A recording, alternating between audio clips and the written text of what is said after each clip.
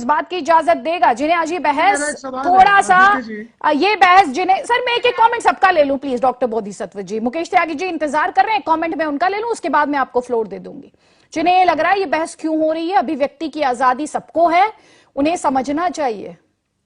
क्या कोई और धर्म इस तरह की बहस की इजाजत देता है? क्या कोई और धर्म इस तरह से उसमें जो आराध्य है उनके तिरस्कार की, उनकी उपेक्षा की, या फिल्म के नाम पर उनके इस तरह से सीमाएं लांघने की जो एक आराध्य को लेकर होनी चाहिए, उसकी इजाजत देगा?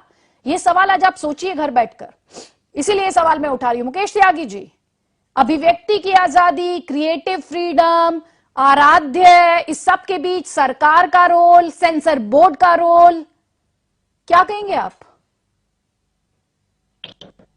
मैं समझता हूं आदित्य जी, मेरा मैं ये समझता हूं कि जब भी इस प्रकार की संवेदनशील फिल्म बनाई जाए उसके अंदर संवेदनाएं गुणात्मक रूप से रखनी चाहिए।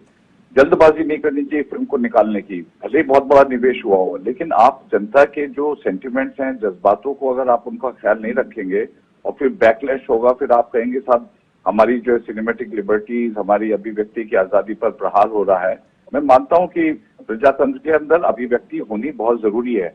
हम तो बड़े बड़े विकसित देशों के अंदर देखते हैं, वहां पे कार्टून अमेरिकन प्रेसिडेंट पे बनते हैं, उनकी मजाक बनती है। वो तो है ही, लेकिन यहाँ पे सवाल ये, सेंसर बोर्ड ने भी एक ऐसी फिल्म को परमिशन क्यों दे दी, कैसे दे दी, जो सवाल यहाँ पे अभी डॉक्टर बोधिसत्व ने उठाया।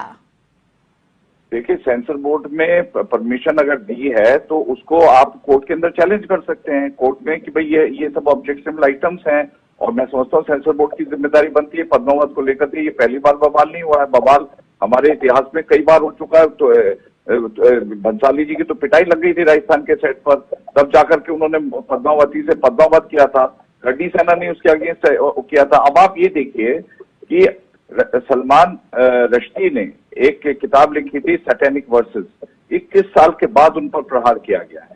और एक थी पिक्चर ये दा विंची कोड, जिसको लेकर के ऑर्थोडॉक्स क्रिश्चियंस ने उसका लगातार मुखालफत की है।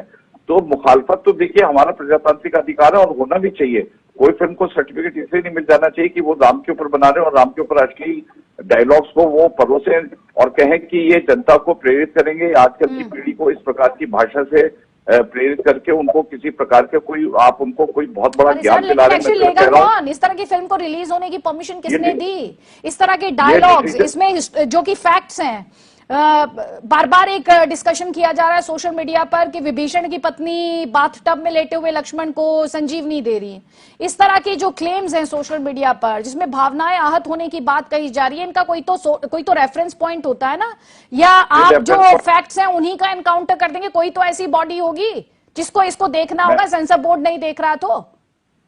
आदित्य जी, 8 महीने पहले इनका टीजर आया और उसको लेकर के आपत्ति पूरी देशव्यापी हुई थी, तमाम प्रकार की प्रतिक्रियाएं तब आई थी।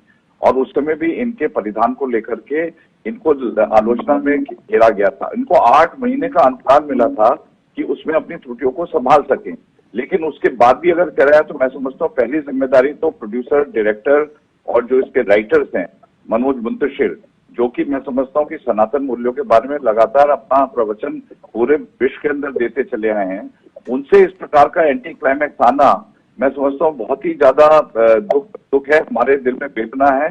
और उन्होंने, लेकिन एक बात बताऊं मैं आपको, एक चीज उनकी तरफ से मैं ये सराहना चाहता हूँ कि उन्होंने अपनी गलती को स्वीकार किया है, उसके लिए क्षमा याचना मांगी है और उन्होंने कहा कि मैं ऐसे वो आपत्तिजनक जो डायलॉग्स हैं उनको मैं वापस लेकर। लेकिन मुझे एक बात नहीं समझ आई यहाँ पर, मुझे एक बात नहीं समझ आई पवन सिन्हा जी, आज आपको समझ आ रहा है जब लोग गुस्सा कर रहे हैं, लोगों की भावनाएं आहत हो गई, ये आपको आज समझ आ रहा है? आप अगर उस फिल्म से जुड़े हुए डायलॉग्स, जैसे मैंने तो ये फिल्म देखी नहीं ना, मैं देखने वाली हूं, लेकिन जो मैंने उसके बारे में पढ़ा है, जिस तरह के डायलॉग्स हैं, जिस तरह की बातें हैं, जिस तरह घटनाक्रम से भी छेड़छाड़ है, क्या ये किसी दूसरे व्यक्ति को बताने की जरूरत है कि इससे भावनाएं आहत हो सकती हैं? बिल्कुल, और आपने एकदम ठीक बात इसको कही।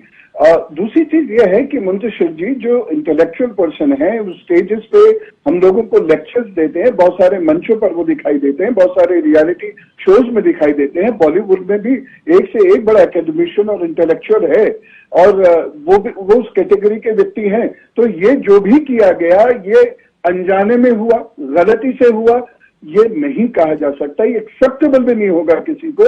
तो प्रोडक्ट